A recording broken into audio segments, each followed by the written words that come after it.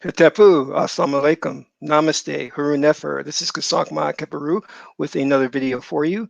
And in this video, I want to talk about how, or let's say, why Black women are not the mothers of all races. But before I do that, I want you to hit the like button on this video. If this is your first time to my channel, welcome. Hit the subscribe button to get notifications on when I go live or when I upload recorded videos.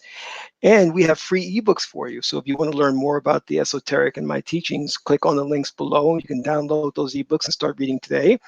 And if you're not already a supporter of ours on Patreon, you can do that for as little as $1 or $20 per month. You can cancel at any time, and you get exclusive access to instructional videos on how to meditate, how to invoke spirits, how to work with oracles, and so much more. Lastly, please share this video with family and friends so we can get this revolution started. So welcome. I want to talk about a very important subject matter that I see going around in social media, and I just wanted to throw my hat in on this because I think there is a lot of confusion, and it's been designed that way. And this is around the topic, which is the subject at hand of why Black women are not the mothers of all races. Now, I want you to make sure you stick to the very end, because the very end is going to have a little surprise for you. So things are going to take a little twist and turn there. But I wrote an article about this same subject matter on Patreon, and in fact, let's take a quick look at that, so you can see the meme that's been going around, and that's really why I decided to address this. It's because I just said, hey, you know what? This is. I mean, I've seen so many memes like being shared on around the same subject matter that I said this needs to be addressed. And here we go here, and this is a woman. And you'll see here where it says only the Black African woman has all the genetic DNA variations to produce every skin tone, different eyes, colors, and different hair texture. No other race can do that. Okay, so this statement is very misleading, and it gets into the realm of junk science. So I kind of debunk all of that here. Now, let me go into a little bit deeper about why I'm tackling this subject. And that's specifically because I think that Black women have been the target of what we call the Hotep community, where these brothers come along and they pretend to be Kemetic spiritualists, astute scholars, and they have the gift of gab, or they're good orators. So they go around and they do their lectures and they talk about things like the Black woman is God, just to really feed the egos of Black women. And this is for a variety of reasons. Some of these guys have not gotten laid. And I'm being really serious about that. And this is their end with these women, because, you know, it feeds, as I said before, it feeds the woman's ego. They feel elevated, they feel important. And what woman wouldn't? What man wouldn't? The other thing is it's a big profit for these individuals, because they can now sell their programs and sell seats to their lectures.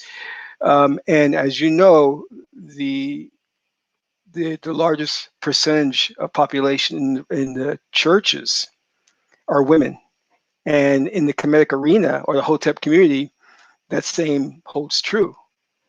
So I want to just make this video to be kind of like a warning not to drink the Kool-Aid, and to be very careful about how you fall victim to certain things just because it sounds great, you know.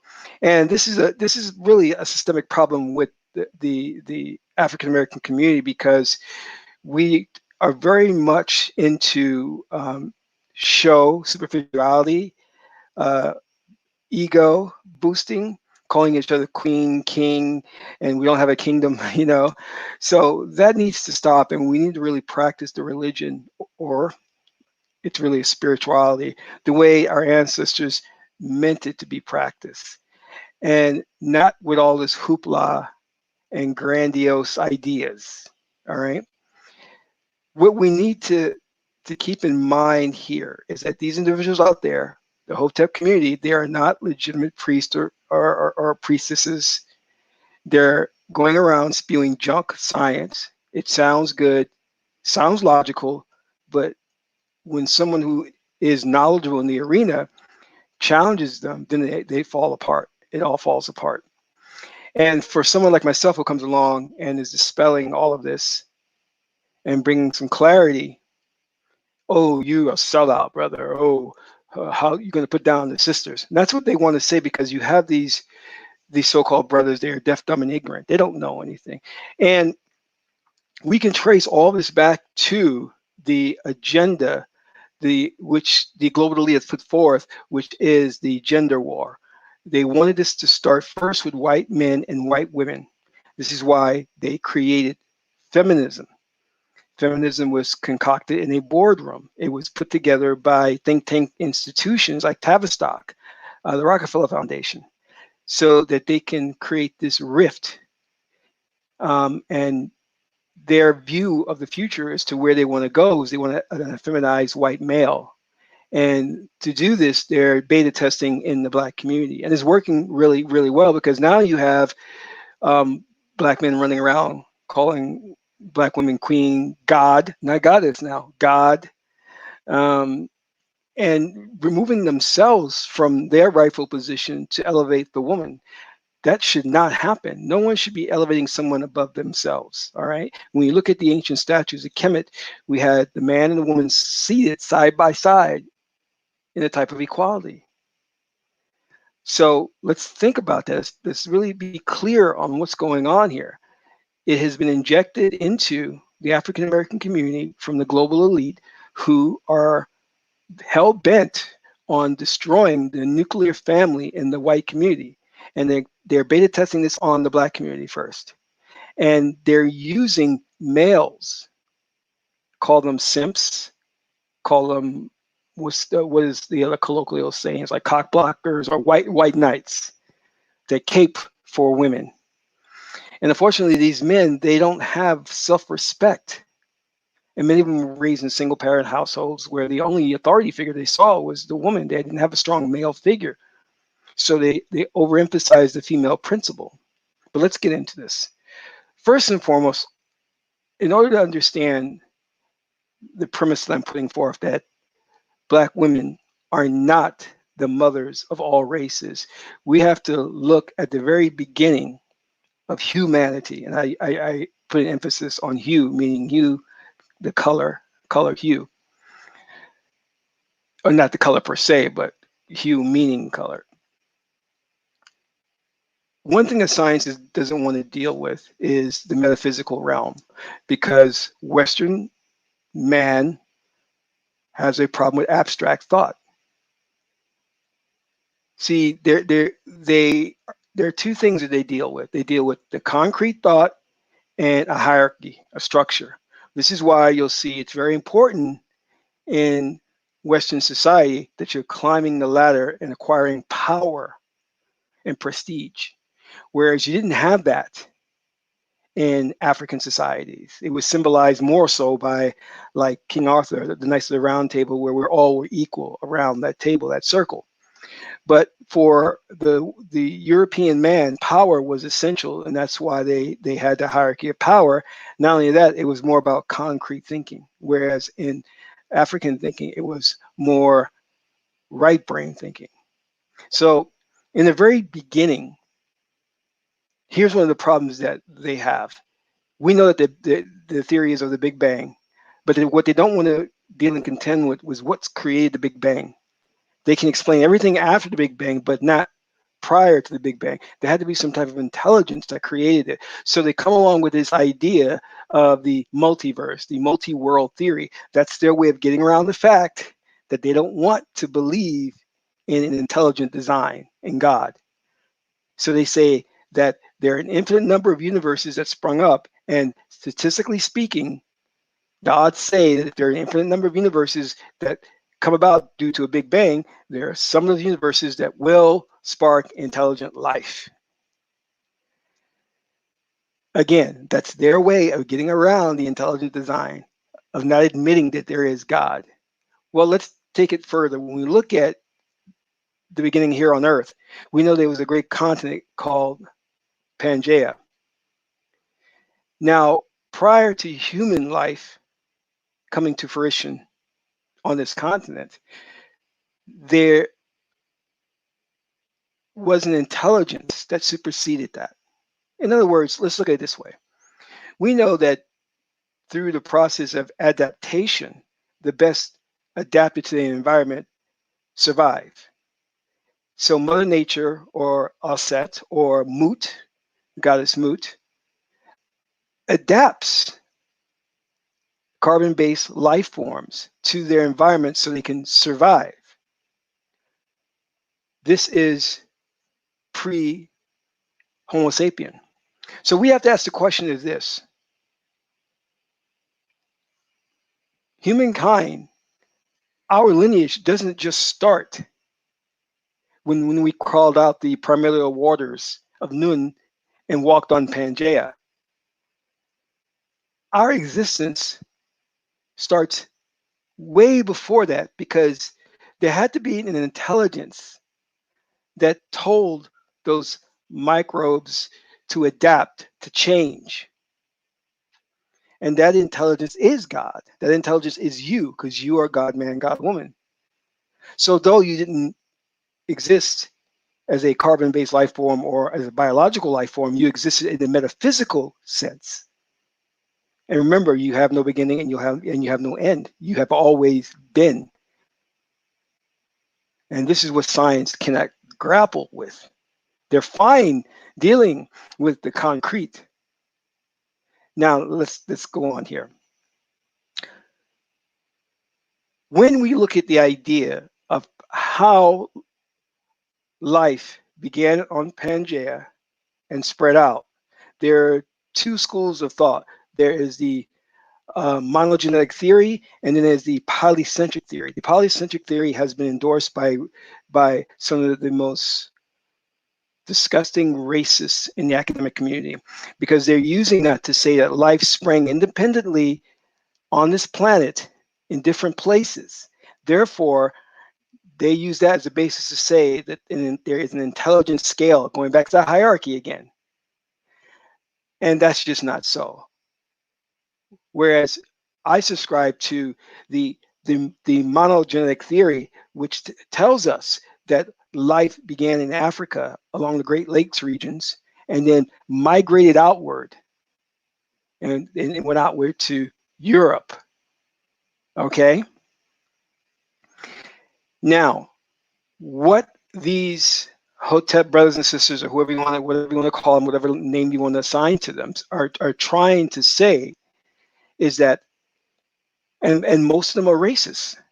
They are using the same racist terminology, ideology, as those racist scholars who they so despise. How ironic. So they say that within the genetic code of the Black woman, she can give birth to all races.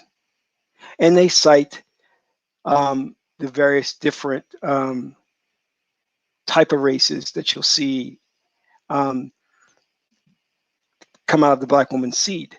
But meaning that, let me get more specific about that, in terms of phenotype, that you can see that Black men and Black women have given birth to babies with blonde hair, babies with blue eyes, and that is true. Babies that are light skinned near white, and that is true. But that doesn't necessarily mean that she, the Black woman, has a genetic code to produce white people. And you put yourself in a bit of a trap when you do that, because if you're saying that you despise white people and that they're the devil and that they're this, then you're saying indirectly that Black women gave birth to an evil on the planet. And I don't subscribe to that belief. But that's logically where they're leading themselves to, and they trap themselves in that. The evidence that they put forth that the Black woman can produce, and notice they never say a Black man and a Black woman, because I've never seen a woman produce a baby on her own without a male, unless you want to go back to the Immaculate Conception. So they point to the fact of albinos. And let's take a quick look at just some images of albinos here, because I want to clearly let you know who albinos are and what they are not. All right. Okay. So let's take a look here. Let me share my screen again. So these are albinos. Let us be clear that these are not white people. Okay. This is a type of a mutation. This is a loss of the skin pigmentation, a loss of melanin. That doesn't mean that they're white, and it definitely doesn't mean that Black women can produce white children. I don't care if they have blonde hair and blue eyes. The, the problem that we have is that we're looking purely at phenotype, which is misleading, okay? Very, very misleading. Let's put this a little bit this way. Okay. You have to understand that what determines race, well, let me put it to you this way. Race doesn't just spring up. Remember what I talked about previously about adaptation. Moot, Mother Nature, Aset, Gaia adapts us to an environment, to a geological location for the purposes of survival. That there and then creates what we call race, which there isn't really such thing as a race. I'll get into that though. But just for the sake of this conversation, we'll just use the term race. That is what creates race. The womb in the Black woman just doesn't spontaneously decide to create a new race. That's ridiculous. There has to be conditions and a climate. So this is what we know. We know that since life began in Africa and the Great Lakes regions, Africa's very warm tropical climate. So you need melanin to protect you from the harshness of the sun. This is how we know the ancient Egyptians, Kemetic people, were Black. White people cannot exist in that extreme heat and sunlight. They'll succumb to all manner of skin disease. So white people are an adaptation to their environment in Europe, into the cold climate of Europe. They are the very people, the African people that were first on this great continent of Pangea, migrated out of Africa into Europe. And because Europe is a cold climate, cloudy, sun doesn't penetrate, they lost their melanin, they lost their pigmentation, and their pupils became blue, green, what have you. Their hair became straight, their nostrils closed to prevent the cold air from going up into their lungs. Okay? And that gave rise to what we call today white people. Not albinos, not people with vitiligo, that skin disease that Michael Jackson had. No. But here's the most important thing that you have to keep in mind. I'm going to say this again. Life began in Africa. This is the monogenetic theory, not the polycentric theory that life sprang up in different areas of the planet. Nature doesn't like repeat itself that way. So, and if that were true, then you do have the basis for a good argument to say there is a hierarchy of intelligence with the polygenetic theory, polycentric theory. But we know that the monogenetic theory is what actually happened and took place. The migration out of Africa to Europe, the loss of skin pigmentation, which created what we call as white people. Now, what I said before still holds true. I don't care if a Black man and a Black woman, not just a Black woman, produces a white baby with blue eyes, blonde hair. That is not a white person.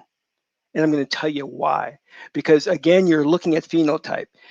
When we start to look at the behavioral characteristics of a race, there are certain attributes, cultures, ideas that are internalized into them, that are part of their hard drive.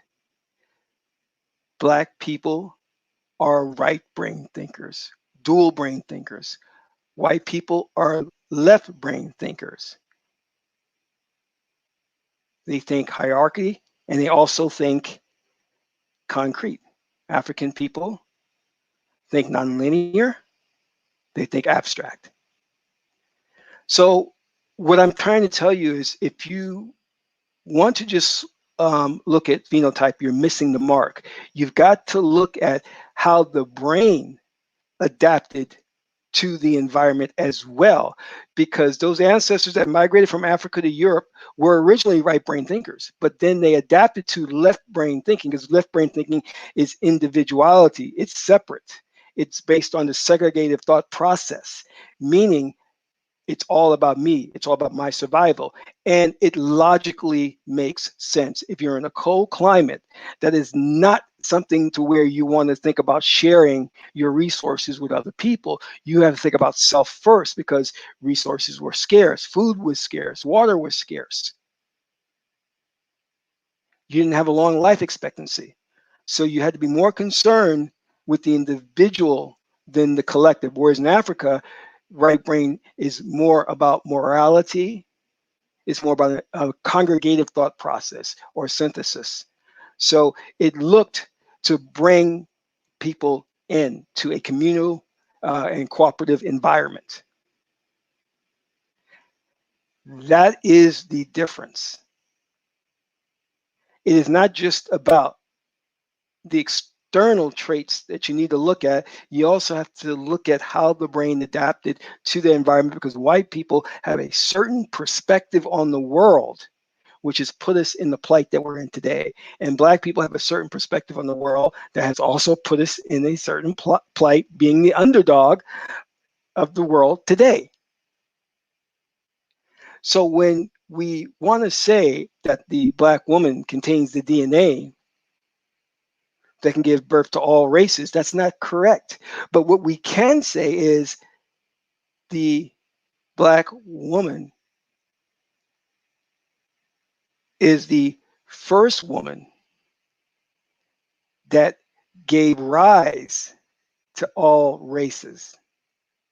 Not that she contains the DNA, but she gave rise to all races. And that we can take that step even further and say that black people are the original humans are the original people of the planet, because these so-called scholars have manufactured their lie for years to say that white people were the first to develop civilization.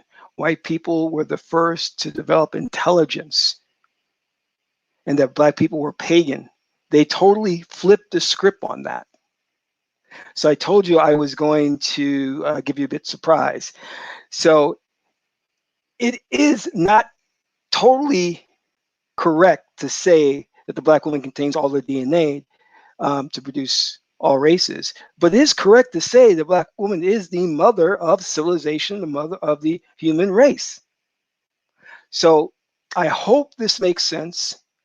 And I want you to put it all together. I want you to start thinking about this, because it's very important that we clear this matter up, because we need to stop those individuals from running around calling the black woman God, not goddess. I'm fine with goddess.